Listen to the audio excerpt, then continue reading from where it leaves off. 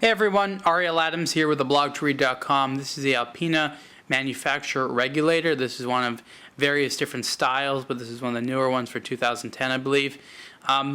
Interesting timepiece. It has a movement made in-house by Alpina.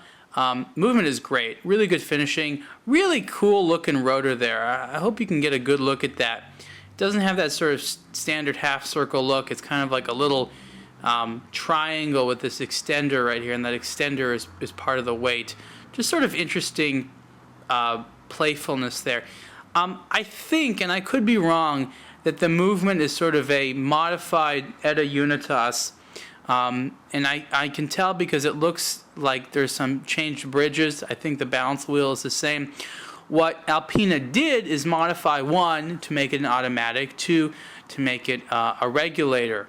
And to have this type of layout. So this isn't exactly a regulator in the traditional sense. A regulator basically has two sub-dials and a main dial. The sub-dials are for the hours, and then one would be for the seconds. This does not have a seconds. It has a sub-dial here for the date, and then the main dial is used for the minutes. Regulator watches are interesting because you have to read them a little bit differently because there's a different dial, like I said, for the hours, the minutes, and the seconds. And this is sort of a play on that design. So you have a sub-dial here for the hours, the main one's for the minutes. Again, you have the date, no seconds. What I think would have been really cool is because Alpina has this sort of triangle little logo. You see there, that little red triangle? That's kind of their logo thing.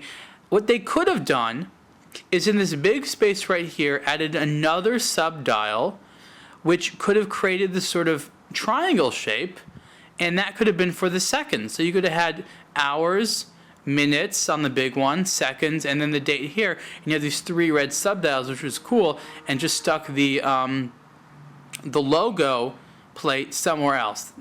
Maybe they'll do that in the future. Well, the case is in steel, 46 millimeters wide. The dial has lots of applied elements, such as all the numerals, which are the minute numerals and the hour numerals. And I like that. They're all brushed steel. The hands are kind of big and chunky, relatively easy to read.